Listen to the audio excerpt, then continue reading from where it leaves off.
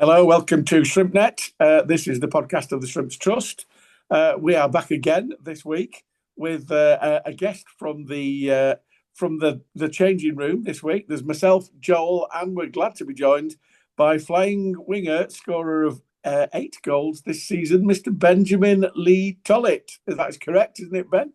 Yeah, full title there, isn't it? Yeah, I thought I'd give you your Sunday name. You Yeah. can get your own back by calling him David. Yeah, yeah, I hate it. Yeah, you're right. But anyway, so yeah, thanks for joining us, Ben. That's right. Obviously, we start with the last couple of performances. It's not been a particularly auspicious week, but I was walking to the Grimsby game last week, and I'm sure you walked from your car to the car park, out the Yeah, car park, and hit the ground and thought, "Oh my God, what's going on here?" Every single corner flag was blown in a different direction. yeah. And It it was. was that was they seemed to play the conditions slightly better than us, but it was just one. I think we put that down as a collective bad day, do we? Yeah, it was. We a great day. I mean, nearly got blew away in the car park, but yeah, like you say there, I think that was just a game of playing the conditions, and then I think weirdly, sort of in the second half, the wind had actually died down quite a lot. So maybe they died. It's no excuse that we weren't great ourselves, but um. we sort of had nothing going in our favour the second half, maybe what they did in the first. Um, so yeah, just the way it was that day. But the weather was awful, and it wasn't a good day as a whole, I'd say. Yeah, and looking at it, we second half was fairly even. We had a couple of. I mean, I was being quite sarcastic on the Halo Terrace. We're like, please, can we have a shot? Please, can we have a shot? And then obviously Callum had that free kick that was saved well, and I went. Everybody was like, "Are you happy now?" I went, "Yeah, we had a shot on target. That's even Yeah, better than a shot." But yeah, from your position in the stand, Joel, I've had a couple of texts off people on the Berlin Wall who were saying that definitely the first one was offside. Maybe the second one was too. I'm not so sure about the second one, but I did think he looked suspiciously at least a yard or two off. Yeah, I remember watching at the time when I didn't quite quit. I saw there was definitely one person offside. I thought when I was watching it at the time, I couldn't quite work out if it was the person who ran onto the chance and scored, or if it was the other player. But obviously, looking back, it looks like he was offside, and it's a bit of a shame that. But second goal, I think it probably was maybe just about on, or Yeah, I close thought enough he to was all say, right. or close enough to say fair enough. But I think you got to say overall that half, we did do a great job. Really, I thought they kind of. I thought they overran us a bit in midfield. I Mm. think you can kind of probably see that maybe a bit from the changes at half time. I think the way we were set up with just Ben White holding and then Paul Lewis and McAdam quite a bit further ahead of him. I think it probably made for the way that Grimsby kind of knocked it about in midfield and broke quickly. It probably gave Tom White probably a bit too much to do in those kind of spaces and gave them a bit too much ground to cover. And I think you see from their couple of goals, they've come from breakaways and getting the ball, Yeah, snapping on the loose balls in the midfield and breaking away and playing the through ball. And that's where we've kind of been undone. We've changed it around at half time and looked a bit more solid and secure. Had a couple of flashes, had a couple of half chances. I think there was one that sticks out is obviously Ben's putting a good ball from the right. Hallam Hope's only been about a couple of inches away from getting his toe on the end of it. It's a bit unfortunate there. And then third goal, it's disappointing, but it's one of those where you're kind of chucking people forward to try and get something back, and then maybe leave something a bit loose at the back, and it happens. So I don't really read too much into the third goal, but yeah, I think it was more disappointing to be a couple of goals behind at half time and the way they kind of swarmed through us in midfield. But yeah, it is what it is. Horrible conditions, and on to the next one, isn't it? yeah. We don't want to talk about it. And just as a matter of interest, I'm impressed there because you corrected yourself because you called Tom White Ben White as usual the As first usual, time, yeah. and I'm thinking we've done it again. We've signed that Arsenal fullback and nobody's told me. But Yeah. yeah, so moving on, the Lincoln game, uh, it was good to get through. It's been a strange sort of tournament this because it's one where it only gets sort of interesting when you get sort of like in the later rounds, and people don't really give it the credence in the earlier rounds, but it was a refreshing change for us to actually get through out of the group stages. And Lincoln at home wasn't a bad draw. And I think on the night, I thought to be honest, they probably had the better of the first half, and I thought we had the better of the second half. And from your point of view, Ben, obviously a much changed side, but we created the chances. And again, difficult to say. If Hallam was offside for his goal, it must have been his toe that was offside because it didn't look. You know what you do? You get a bit anal and you're sort of like replaying it and stopping it on your computer with like, hang on a minute here. And I just think it's when you're sort of near the bottom of the league, you don't really get that little bit of luck, and we didn't seem to get it against Lincoln, but they moved it nicely, but so did we, and we didn't look like a side who were a division below them, Ben. No, no, I agree with you there. I think I can't really think off the top of my head of many like clear chances that they had. We had a couple of efforts in the first half ourselves. Crosses that had come in, goalies literally got fingertips off my head from a couple of Slivvy's crosses. Second half, yeah, Helm's goal. Personally, think it was probably onside. Seeing it back. Again, a couple of balls across the box that we just didn't get on the end of. I think, it was considering they were up a league and doing quite well in that league as well. I Yeah. don't think it was a bad game at all in terms of like how close it was. And it could have went either way, to be honest, on another day. And Joel, your thoughts on the Hallam Hope goal? Are you agreeing with the masses who said, well, he may well have been, but it can't have been much, can it? Yeah, no, I managed to pause it at a good moment, and it was very, very tight. He looked pretty in line, like you say.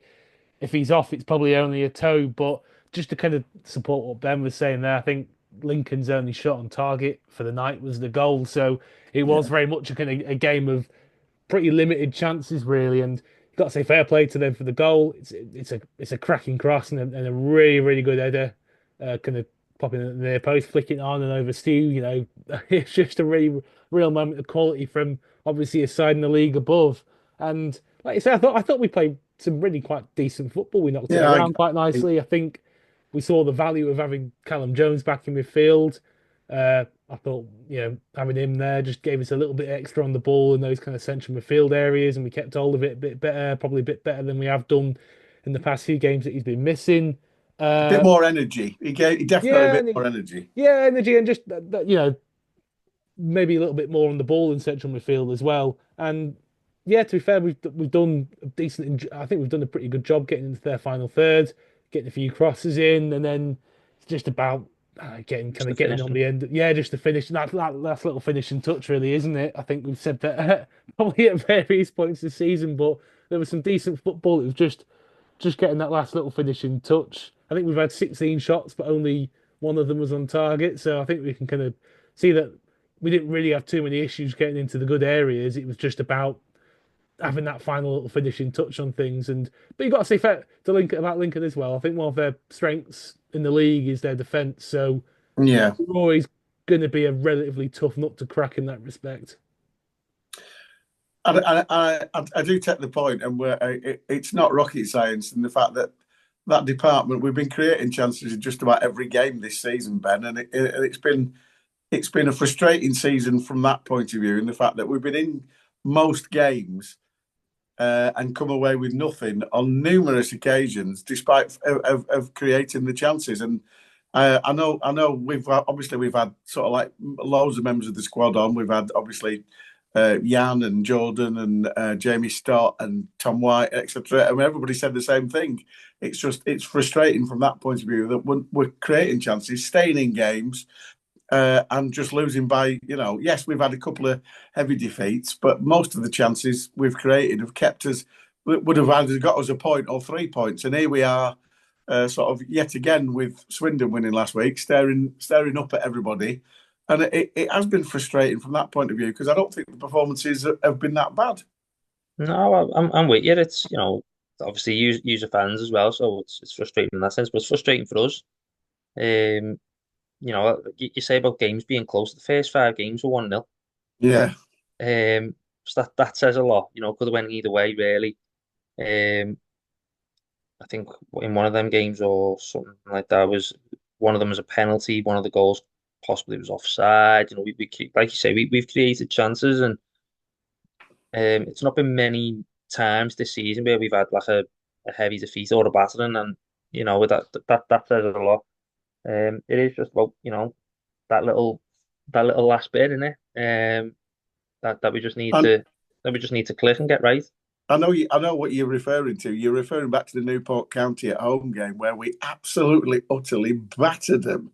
And Yeah, yeah, their keeper, I pulled off 4 or 5 absolutely outstanding yeah, saves. And you end up staring at the heavens. And the one point I do make is that the crowd have almost always stayed with you because they can see you putting the effort in. It's just been unfortunate that you've come off at the end. You've all given your all, and everybody stayed to applaud you. But it's just like we could do with the results. yeah, and that's it. And that not unfortunately, but for us at the minute, footy's a results game, innit?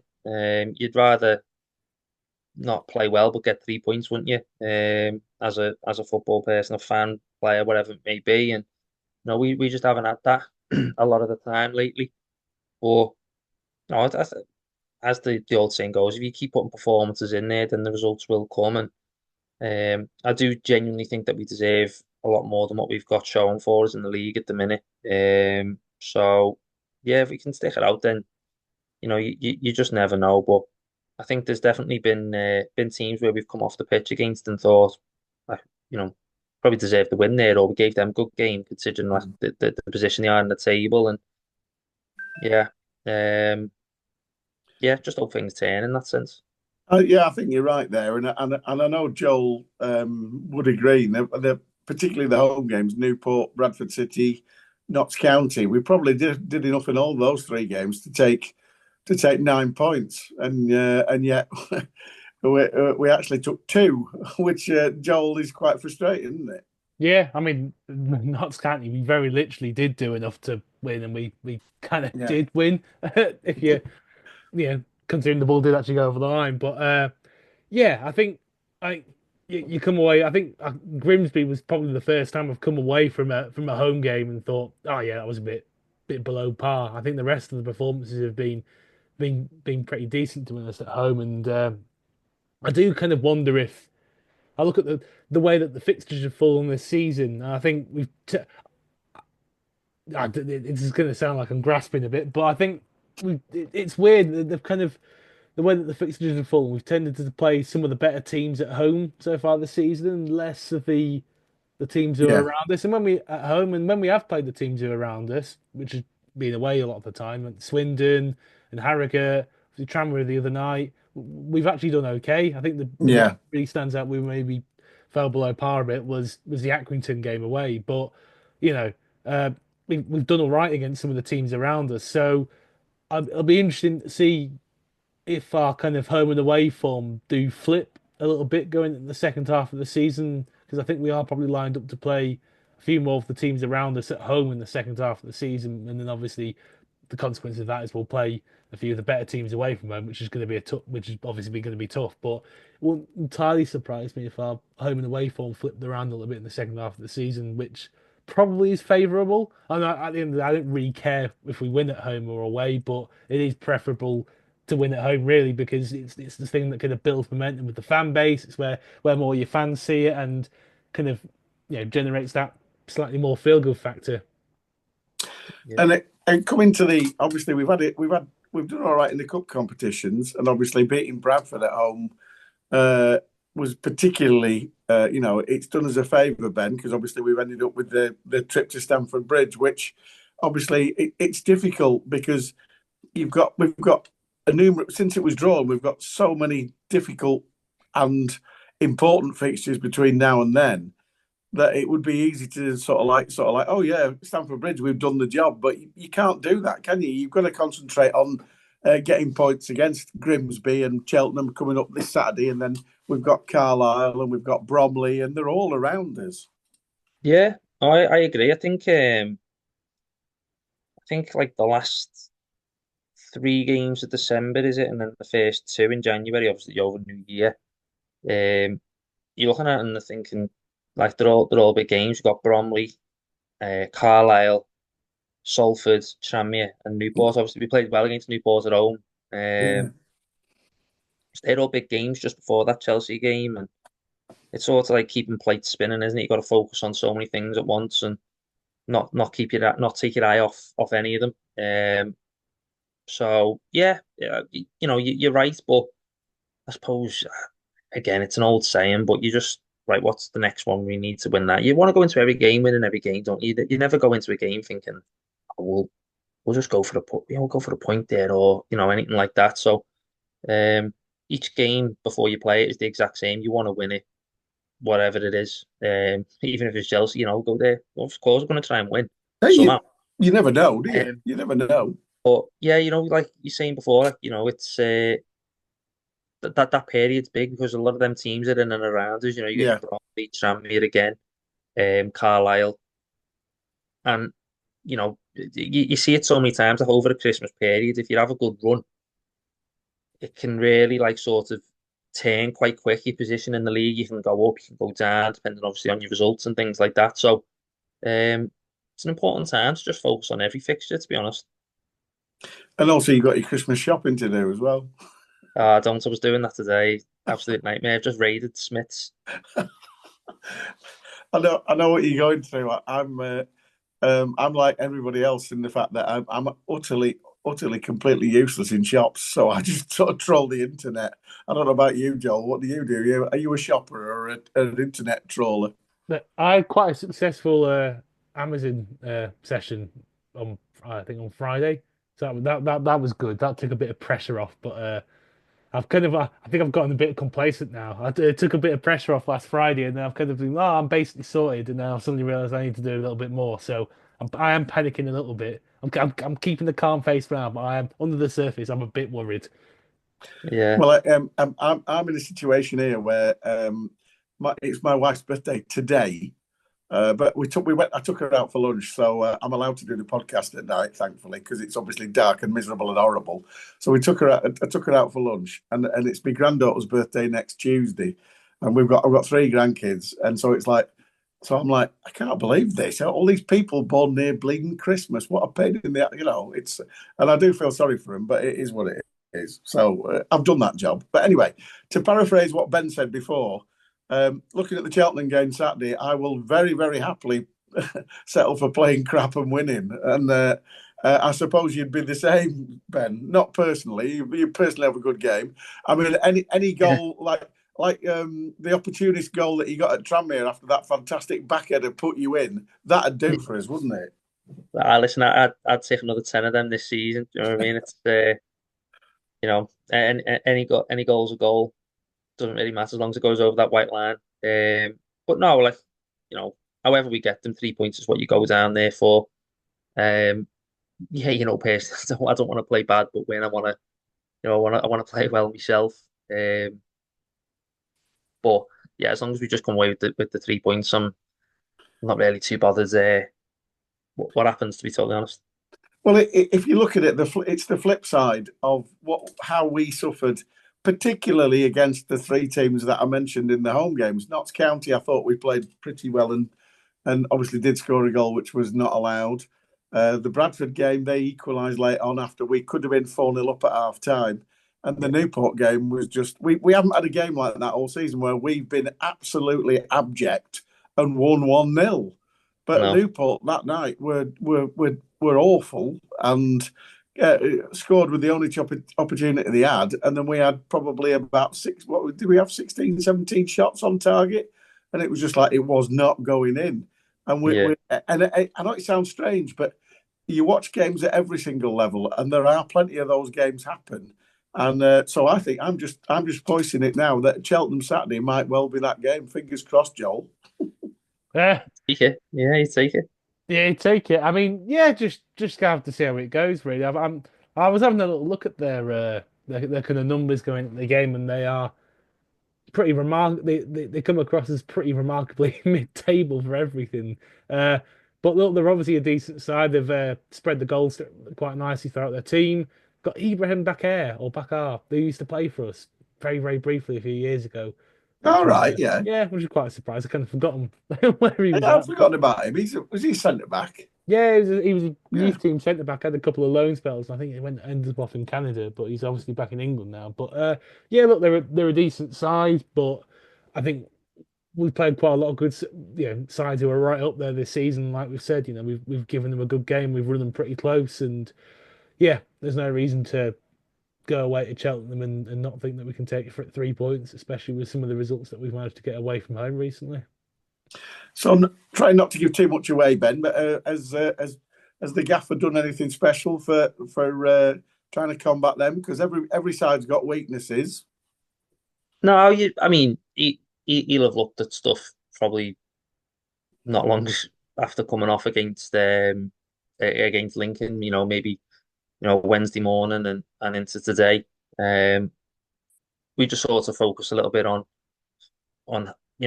sort of trying to refine what we want to do, and then maybe going in tomorrow we'll have like a little meeting where we have a little look on the video and see how they play, where we think we can maybe try and exploit of their team. How we're maybe going to set up, but going into it so far, it's just been pretty much sort of tuning in on ourselves, getting ourselves ready, and then tomorrow we'll be focusing more towards Cheltenham's game, Cheltenham's team. Sorry for the game. And and taking my last point about the fact that we're perhaps due a not great performance of winning 1-0. If you turn that round 180 degrees, I suppose the logical point is we are due a game where everything we hit flies in, because Yeah, we haven't had one of them yet either, have we? no, we haven't, and you sort of feel like the amount of times where we've played well come off, and we haven't had it, that someone's due to be not on the end of obviously something like that. Not saying that, but we are due a good performance. We are due for a load of goals to go flying in. So again, fingers crossed. Saturday that it could be like that as well. I'll take that as well. Hopefully, chip in there somehow. If the goals are flying in, I'd like to be a part of that. But we'll just see. We go into every game wanting that to be the case, and it obviously just hasn't been, has it? So we'll keep trying and keep plugging. So coming to you, I like to say I'll ask you the fluffy questions, and Joel will have some in-depth ones. But Yeah. obviously, youth at Everton, and obviously you do look at your Wikipedia page, and if that's accurate, obviously you've had sort of good spells at various clubs in the northwest. Obviously, Filed, and I thought it was quite interesting because. Obviously, I went to Prenton Park, and every time you touched it, they booed you. And I was thinking he must have upset them when he was there. What was that about? They booed you every time you touched it. Yeah. I thought Well, you being a scouser, I thought they'd like you. well, when I first went to Tranmere from Portsmouth, it was going well, I was playing well, personally and as a team. We were up there in the league, and um, unfortunately, I had a bad injury. I done my cruciate, so then I was out injured for a while, and things sort of, I won't say too much, but things sort of went on behind the scenes that I thought was a bit unfair. I got rushed back from the injury. I should never have been put back in the team for that game. Who was the manager? Mickey Mellon. Mhm. But at the time, I think they were about 18th and 19th in the National League. We'd started that season quite poorly, and he was wanting me back, wanting me to come back into the team and play. And being out for 8 months, I hadn't even had like a friendly game, a warm up game, and nothing. And I got through back in. The injury was not related to me cruise ship, but I got injured in my first game back again. Um, and then from there, it was just a case of everyone thought, oh, he's injury prone, he's this, he's that, and it's just not the case. I've never pulled a muscle in my life, touch wood. Um, I've only ever had three knee injuries, and they were all at Tranmere. So I was out for like the best part of 16 months. Jesus. Um, and I came back from that, and obviously, went out on a couple of loans, done well, got a couple more teams looking and things like that. But yeah, just I don't know. I went to take I went to take a corner. I think it was like in the first 5 minutes, and I got the ball from behind the goal, and like, just what like ex fans are like. I can't. Am I not allowed to swear? Yeah, yeah, you can swear, yeah. All right, okay.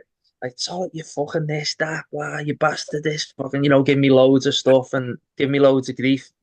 And to be fair, like I've always appreciated the Tranmere fans. Mm. It was just a couple of things that went on, as I say, behind the scenes that I didn't think were right for me, um, or fair. And yeah, I thought to myself, well, I thought that was a bit out of order. So then when I scored, I thought, right, you're fucking getting it now. So yeah, I was a bit happy to celebrate there, but maybe it was a bit of an excessive celebration. But you know, if they're gonna give me a load of verbal behind the goal, and be prepared to take it when I score. Yeah, you do right. So that must have been obviously that was a few years ago. So that was just part of your an early part of your career. That must have been a really really tough time. Yeah, it was. No, like I say, I've never had to deal with injuries really in my career. I've never, I've been quite good in that sense. So I think I was only 22 at the time, Mm. 22, 23, going through my injuries, with my knee, which was so bizarre because, like I say, one injury wasn't related to the other one. I just got three back to back, just all pure bad luck.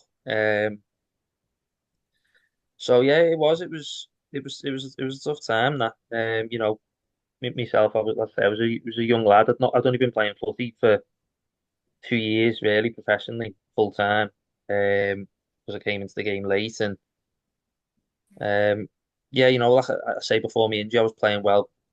Yeah, not saying anything was guaranteed, but I was looking to sort of maybe, you know, move on maybe, and that was the talk at the time, and then obviously the injuries derailed that. So that's why I'm so grateful for the opportunity now. Being back in the football league and being given a chance to sort of, try and show myself again, and pick up from where that was.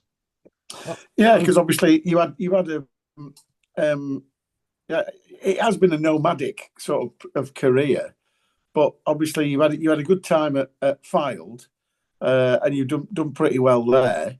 And then you've always scored, but looking at how many games you've played for Morecambe and you've got 8 goals, that's a pretty good success rate given what's happened in the past, isn't it? Yeah, not to blow my own trumpet or anything like, but I think if you look at on average, maybe there or thereabouts, I think whenever I start a game, I think I average like a goal and an assist every other game per start.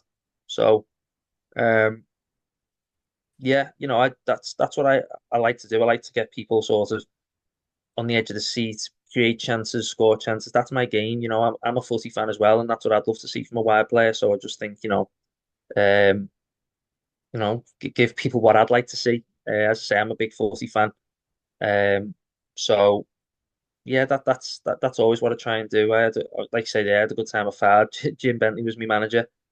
Ledge, Um, absolute ledge, what a guy! Honestly, I love him. as much as we do, probably. Yeah, yeah. Well, at that time, was when I signed for Fylde. It was when COVID hit, and there was no contract being given out. But like, it was hard to get something. And he just phoned me and he just said, "Listen, like I've always liked you.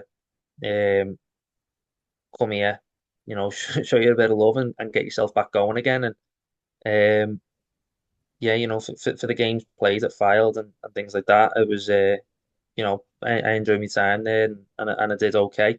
Then that obviously led on to moving to Oldham and stuff like that. So but yeah, no, Jim's a legend. Honestly, I love my time with him. And I seen him the other day. He was up by Morecambe, and I seen him. And but he always texts me, always like, "Oh, it's all well in. How are you, lads? All this and that." So um, like the other day when the blue kit got released, the Yeah, charity one.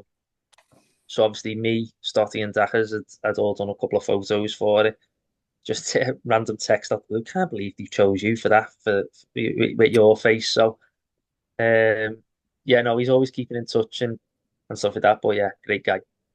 He's a very, very decent human being, is Jim Bentley. A Did, very decent human being. did he ever did he ever try to tempt you up the coast to Morecambe while in his time at the club?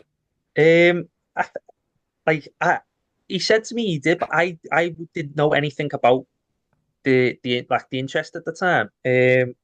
So obviously I was at Portsmouth. That was my first ever club, full Yeah. time club. Um, and when he signed me at Fard, he was like, "Oh, I've always liked you. Tried to sign you when you were at Portsmouth and this and that." And I think it was at the time when I went to Tranmere instead. Um, but I didn't know anything about Morecambe's interest at the time. I honestly didn't get told. Um, so yeah, I went to Tranmere instead. I just remember walking in one day and Paul Cook went, "Tranmere want you, you know." I was like, "All right, I'll take my kit off and go up there then." Sort of thing. I had my kit on ready to train and everything. He was like, "Oh, no one tell." I was like, "Oh, right, okay." So that's how quick that came about. So if Morecambe would inform me at the same time on loan, I honestly didn't know anything about that. So But Jim did say he was like, "Oh yeah, Chad, shown interest in you before, but I say knew nothing about it." I know, yeah, I would have thought. I think Paul Cook and Jim Bentley are meant to be on decent terms. They are, I yeah. can't believe. It's shocking that Paul Cook didn't give Jim, didn't give Jim a little bit of preferential treatment there.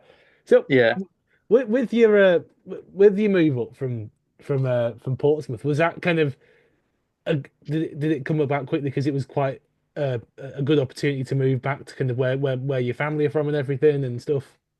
yeah. No, my first season at Portsmouth, I loved it. Got given a chance and it was in League Two. We just missed out. We got into the playoffs. Got beat by Plymouth. Um, I It think the was it gaffer. was Plymouth manager. I think. Yeah, I was going to say the gaffer was Plymouth's manager. Um, so they beat us in the semis, and then going into my second season, sort of getting my feet going again. Obviously I'd had my first season as a full time player, as a professional, and was looking forward to it. And because of the season before, obviously Portsmouth's a massive club, loved it down there, but they'd signed a load of players, and obviously I was, sort of only just coming into my second season as a player. So no matter how well I was doing, there's obviously great players there who were going to play. So Paul Cook just sort of said to me, "Listen, like, Tranmere in for you, go play games, go and, get yourself going, so you can do sort of thing." And that's what I did. And sort of my time at Tranmere took off quite quick and sort of never slowed down until I, got stalled by my injuries and things like that. But yeah, it was Portsmouth, next stop after Portsmouth, France in it. So, it was nice to sort of, come back home for a bit. Even if it was initially on loan, I didn't know how long it was going to be for. Um, but yeah, to come back and be sort of in and around family and friends again and playing football on top, that was nice. Yeah, you just remind that the thing about Derek Adams and the Portsmouth Plymouth link from back in those playoff days that completely passed me by. But that was quite a frosty little rivalry. There was quite a lot of things said between Paul Cook and Derek Adams in the press, and then it was all quite frosty, wasn't it? Yeah, there was always a big hype around them games. I think it was obviously because it was like a South Coast thing. They sort of called it like, I And can't the remember the exact. two navy ports, aren't they? So Yeah, that was. I think they used to call it like a dockyard derby or yeah, something, that's it. something like that. But it still took about 2.5 hours to get to Plymouth from Portsmouth, and obviously vice versa for the away leg. So they were nowhere near each other. But a sort of thing was made of the fixture, and we always had good games. In the league away, we won. Um, Struggling to remember the home game in the league, but it was 2-2 at home in the playoffs, and then they won it in injury time, 1-0, away at their place. And I remember like being on the bench, and looked like it was going to extra time. Paul Cook turned around going, "Ben, go and warm up. Need like legs for the second half." So coming, I say it was only my first season. I was thinking, figure out, I'm coming on here in the playoff semis in League Two. and I was warming up. I was having a little stretch down by the corner flag. Corner gets whipped in, 1-0 Plymouth. That was the end of that.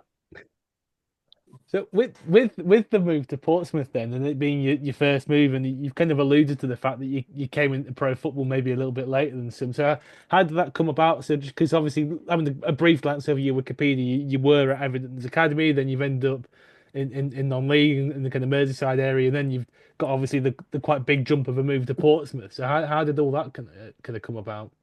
Right, it was quite bizarre to be honest with you. So got let go from Everton, going into under 15s. I mean, I'm slim now, but if you'd have seen a photo of me when I was nearly 15, you'd have been surprised. Like so, they said, physically you're just not mature enough yet at the age to be going up and playing against like maybe 16-year-olds, other 16-year-olds, 17-year-olds maybe, and you couldn't really argue with that. I was tiny. So yeah, got let go, finished them my GCSEs, done my A levels in school. Didn't really fancy uni at the time. Had a couple of jobs knocking around here there, doing bits and bobs, and sort of fell into just going back working with my dad. My dad sort of like does some, kind of building work and that kind of stuff. And um, I, remember turning 18 and my dad going, right, you need to start like toughening up here. So his mate ran a Sunday league team, threw me into there. I was playing Sunday League at 18, but the level at the Liverpool Sunday League is a really really good level. I think if you look at like the National Cup winners for the past however many years, a lot of the teams who have done well in the competition have come from Liverpool. It's a really really good league. Um, and then I was doing that on a Sunday, and I was playing for Widnes on a Saturday because my mate played right back. So we was like, yeah, come play. Guy called Steve Sammy there was playing for Widnes and playing Sunday League while I was working with my dad, and some fella whose window we fitted knew someone in football. We were just chatting about stuff. No, honestly, so we were just fitting like a window and a patio door. I think it was. I'm sure it was anyway. And just talking about Liverpool were playing that night. Oh, you're into your footy, Liverpool fan, blah blah. We're like, yeah, Liverpool fans, and so we were chatting away about footy, and he was like, do you play and stuff like that. And just got onto the fact of being at Everton as a kid, obviously years before and whatever. And it's just like, oh, you know, maybe able to help you, maybe, see if you get you a club or something. I know a few people. Me and my dad are thinking, yeah, all right. Um, anyway, passing my dad a window frame up a set of ladders. A few weeks later, get a phone call. Mark Catlin, the chief exec of Portsmouth, can you get down for a trial? And I'm thinking, yes, I can. Uh, so I said to my dad, Dad, need a few days off here. Went down, got the train on the Wednesday. Um, train down on the Wednesday, train Thursday, Friday, played about 10 minutes on a Saturday, and he signed me on the Sunday. Wow. Uh, And this was the guy. The guy got this for you. He fitted his. He must have done a bloody good job on his windows. I honestly, his best window he's ever had that.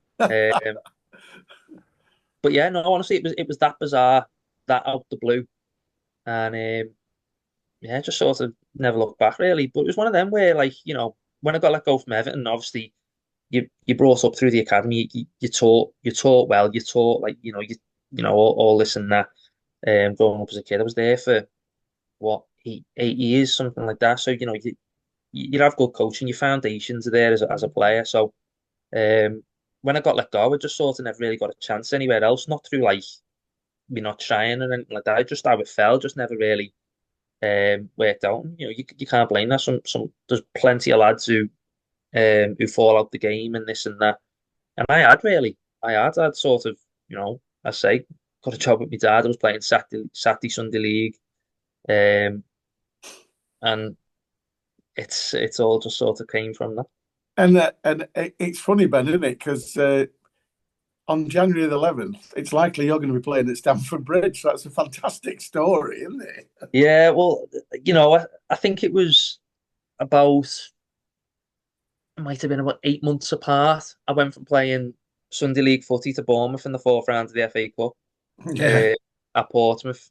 So, you got people stood on the side and on their bikes, behind the rope, and then 8 months later, I'm Fratton Park against Bournemouth in the fourth round. So, um, like I said to you before, I'm a huge footy fan myself. Don't take anything for granted. So that game on the 11th is going to be something amazing for me. I'm sure it will be for a lot All of of us, fans, all the all of lads us. in the team. It'll be a great experience, and obviously we're going there to try and win. We're not just going there and being like, oh, what a great day out that was. We want to go and showcase ourselves. Um, of course we do, but yeah, from you know just grateful of the. I mean, it will be a great experience, and I am grateful of it because of where of sort of my paths came from, I guess. Good for you. Yeah, Good no, for you. nice one. So yeah, it'll be good. So, Fingers can, crossed, I'm picked to play. yeah, yeah.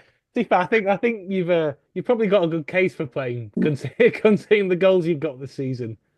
Well, yeah, but it's goals on everything now. You've still got to play well. But yeah, no, just fingers crossed because it'd be a great day, especially like I've got two young lads, two young kids, and my lad loves footy. Not pushed it on him or anything like that. He's just generally picked it up himself and just loves it. So they've been on the pitch a couple of times at Morecambe, walking out with me and stuff like that. So for them to sort of see their dads at Stamford Bridge, be uh, be proud for me. No, very much so. Well, just to go back on goals as well, actually, should have reminded me. The celebration. Yeah, Where does that come from? it's I love you in sign language. Ah, is that kind of like a personal thing from somebody you know, or just like, No, I just sort of picked it up like through family and me kids and things like that. Do it to me lad. He's not deaf, but like he's had tests and stuff on his ears and bits and bobs here there. So just waiting to see what comes of that, all them tests and stuff like that. But he's obsessed with Spider-Man. So when I knew that meant I love you, he was like, oh, it's like at first he was like, it's like Spider-Man, and I was like, no, it doesn't mean that. Um, so yeah, there's that, and then obviously my daughter as well. It's just a thing to both my kids really. so you're there trying to sell the emotional message to your kids, and your son's just there like, nah, Spider-Man. Yeah, he's That's like all. Spider-Man, like that kind of web me, and I'm like, oh, pack it in, Ruben. Well, going on your goals this season, have you got a favourite one that stands out from what you've scored this season so far? Um,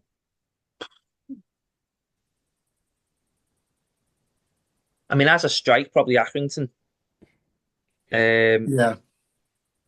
and then I don't know. I think the one at home to Colchester. Oh, Obviously it's the the first Alan league goal. Jones through ball. Yeah, yeah. Yeah. Yeah, that was a good goal. Um, it was obviously the first league goal of the season. That was nice.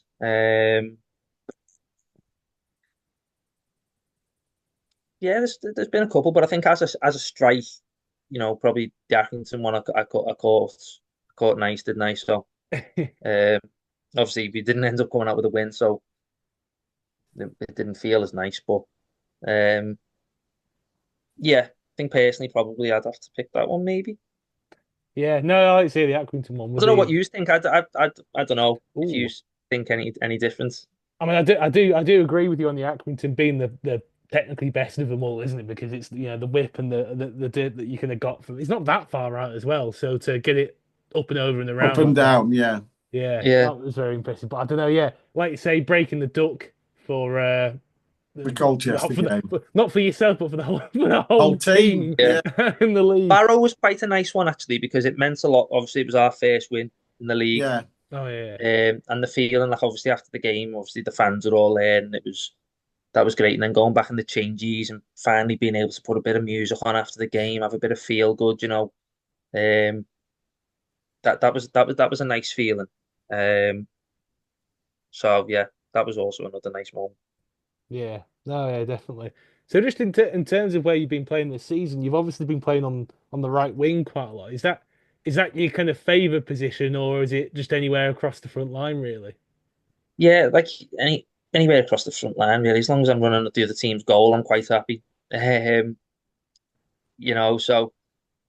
I've obviously found sort of my position on the right it seems this season, and I've enjoyed it to be honest. I've played on the right before, I played on the left before, I played behind the striker, occasionally up front, but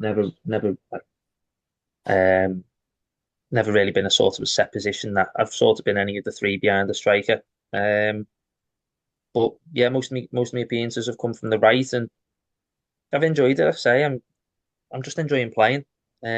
Said before, grateful of the opportunity to sort of be back in the football league and just trying to make the most of it, to be honest. Yeah, So, no, 'cause- sorry, go on. Go on. No, I was just going to say, like, well, kind of what you mentioned with Trammy, being brought back 8 months after a cruise ship. That's it's just not really on to us. I think you're meant to have 9 months at least, aren't you? And there, and yeah, so to come, so is it like you say, it's kind of good. Do you feel like you're kind of showing what you can do again now in the football league? Yeah, and that's it. I mean, not just because I'm in the football league, wherever you play, whatever club you go to, you want to perform, don't you? You want to be the best version of yourself. And hopefully your small part within the whole group can contribute to something good. Um, so yeah, just focus on what I can control, and that's me, and trying to trying to play well, trying to contribute. If even if I don't feel like I'm having a good game, I always think I might still get a chance to either create or score myself. So if you can do that, then it's obviously great. Barrow's a good example of that. Really, it was a tough game. The wind again was a Yeah, bit of a mad one that day, weren't it? So it was quite a bit of a leveler for both sides, and I think it was into the 80th something minute. Obviously, that got the goal, and Adams whipped a great ball in, and it's just sort of the way I look at it is always trying to be ready for if something comes, um, and and trying to capitalize on that. Whether it's I'm playing well or I'm not in the game, just always trying to contribute really. yeah, it's no surprise. Excuse me. Bless No you. surprise when you say Adam whips a ball in because that boy can hit across, can't he? Blimey. Yeah, I mean he put one in against Port Vale and I missed from about 3 or 4 yards. I didn't So want to mention that. yeah, that way in a great like honestly that gave me nightmares. That one for Did uh that? Did Dackers get a touch on that just before you kicked it? no, he didn't. I've got no excuse. No one touched it. I just So we missed. we we did say on the podcast we both thought that Dackers may have got a touch, didn't we, Joel? So we were getting you out of jail free there, Ben. No, I can't hide behind that one. I don't think he touched it. I think he definitely went for it, didn't he? And stuff like that. But I don't think he actually got. I should have just scored. But no, going back to Adam, he puts great balls in. Like I know if he's getting it down the left hand side, if I'm sort of anywhere near the middle of the goal or the back stick or floating just behind the back post, there's a good chance it can reach me. Chesterfield at home obviously whipped in a great ball, managed to get my head on that one. Um, so so yeah, he whips in a great ball. So go on, then we'll go back. Go back.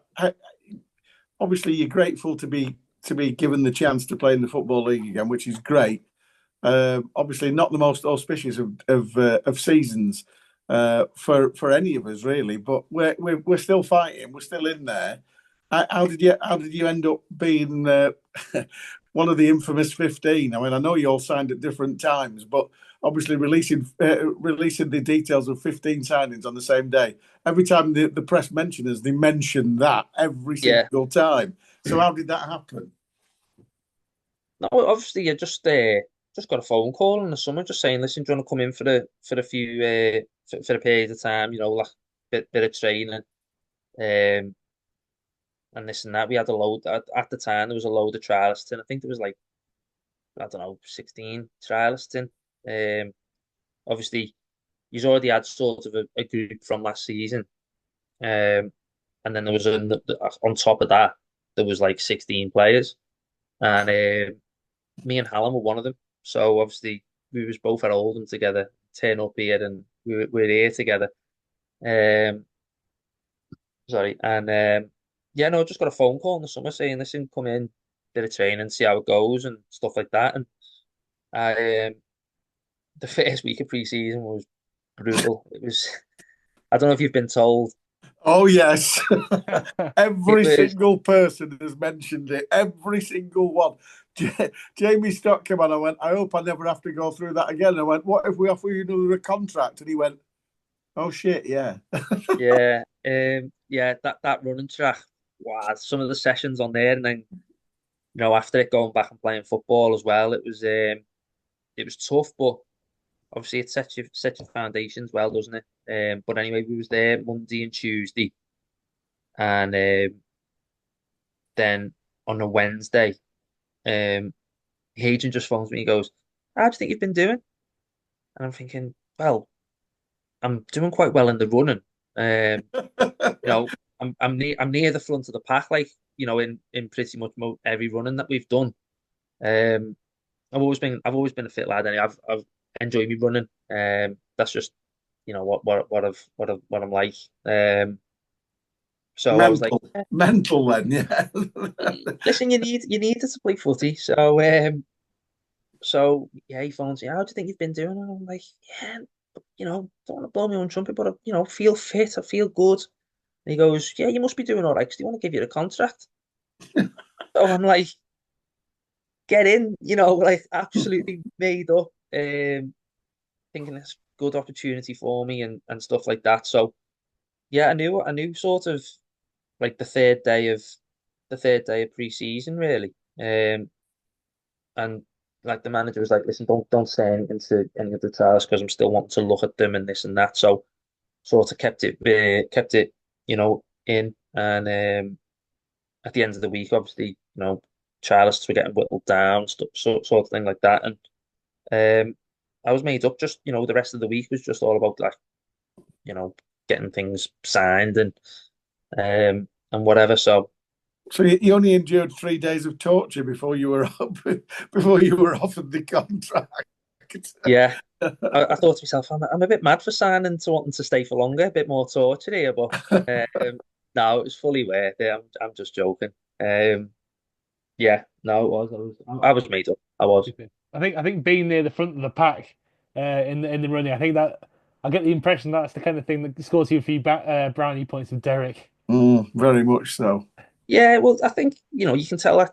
I think that's a lot down to how he maybe likes not likes to play, but he wants legs, he wants runners, Mm. athleticism and stuff like that. So, I mean, even if that's not what he wanted, it's still nice to sort of have that one on you, isn't it? You can always fall back on that. But yeah, yeah, I was just happy. I was going to say it's still better than fitting windows, isn't it? You are not wrong. Trust me. When you're like trying to hammer a nail in or something like that and you're missing it, your thumb, it's not nice. Especially in January or something like that. So so yeah. My dad always says to me, "When am I going to have to? When can I stop doing this?" And I'm like, "Oh, sorry, I need to score a few more goals for you first, don't I?" Sort of to repay him for giving me that time off, I guess. But um, yeah, no, it's definitely better than doing that job. You're not wrong there. Yeah, yeah. Yeah, like you say, in this weather, fitting patio doors and stuff like that. No, forget it. It's Yeah, you'd rather have a week of hell on the track, I'm sure. yeah, definitely, definitely. I don't envy my dad for doing that job. Right, Joel. Anything from the trust this week? Well, I think this week's mainly been a week of kind of Christmas stuff really, and various events with that going on. At the moment, we've got the kids' Christmas party. I think that probably is just finished now, but obviously that's been taking place this year. Yeah, Big brilliant. shout out to Matthew Newsham for doing a lot of great work putting that together, and also the toy appeal which took place on Saturday. And obviously, there's been an Amazon wish list as well in the lead up to that. Again, that was really successful. Uh, yeah, it's just a really good initiative to be able to run. And once again, thanks to Matt for all his hard work in putting that together, and to keep it as the Matt show. Actually, he was on last week, so we're giving him another shout out. Obviously, we've got a bit more of an update with the Memorial Garden. That's coming together nicely, and yeah, the progress is still going on nicely with that. Just looking ahead to the Christmas fixtures, Cheltenham coach that's sold out. Sold So out. yeah, thanks to everybody who's you know who's coming to that. That's much appreciated. Monday, we do have a meeting about away travel for the rest of the season. That's basically just to kind of gauge interest and work out where people are at as we kind of plan what fixtures that we might be able to go to over the remainder of the season. Because obviously we've still got a few longer trips, so obviously we need to Yeah. see where interest is for that. And on top of that as well, coach minibus drivers so not coach drivers, sorry, minibus drivers. If anybody's able to drive a minibus and is willing to help out for away games, please do get in touch. That'd be greatly appreciated. And I believe coach tickets are still on sale for the Carlisle game, which is obviously our Boxing Day away fixture. So hopefully we'll get a good view to that. And I think that's pretty much everything. Before I run Yeah, out of there's breath. we're not jumping the gun yet. Obviously, they've announced the ticket prices for the Chelsea game, which fair enough. But there's nothing sorted travel wise because it's still a month off yet. So, things will be finalised, etc., etc. They've given us, being a Chelsea fan, they've given us 3,000 tickets, and I know full well that we can get a maximum of 4.5. I think because we get shed upper and shed lower on the left hand side by the Yeah, it's in the corner, isn't it? yeah. Have we Yeah. got? Do you think have we got a metal fence we can bang on like? Like at Tottenham. Yeah. Yeah. Yeah. So yeah, it's going to be good fun. But yeah, obviously we'll chat about that in weeks coming up. But my thanks to Joel as usual, and thanks Ben for coming on and being an honest guest. No, It's a honestly, I've loved pleasure it. having you on.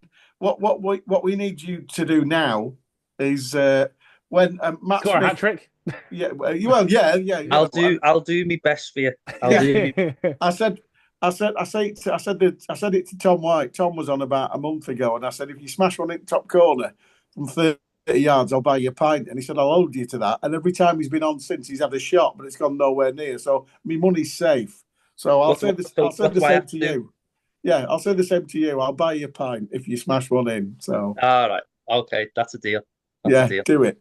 But thanks for being so honest. And your job now, other than getting the hat trick or smashing one in from 30 yards, or latching onto a backhead at Tranmere like you did and slipping it into an empty net, is to go back to the dressing room and say to the lads, when Matt Smith asks you to go on the podcast, they don't bite. Because it's loads of people say yes initially, and I think Hallam said yes a couple of weeks ago and then went, oh no, I can't do it. And I was like, oh, we frightened him off. He's probably watched one of our old ones and thought, oh my God. But no, I hope you enjoyed it. No, honestly, it was nice. Thank you. Yeah, it's been fun having you on. Thank you very much. This has been ShrimpNet. We'll be back next week to chat about the Cheltenham game and also look forward to the Bromley at home pre-Christmas fun and games. Here's to 12 points out of 12 over the Christmas period. That would be nice. Yes, I'm on drugs. Join us again next week.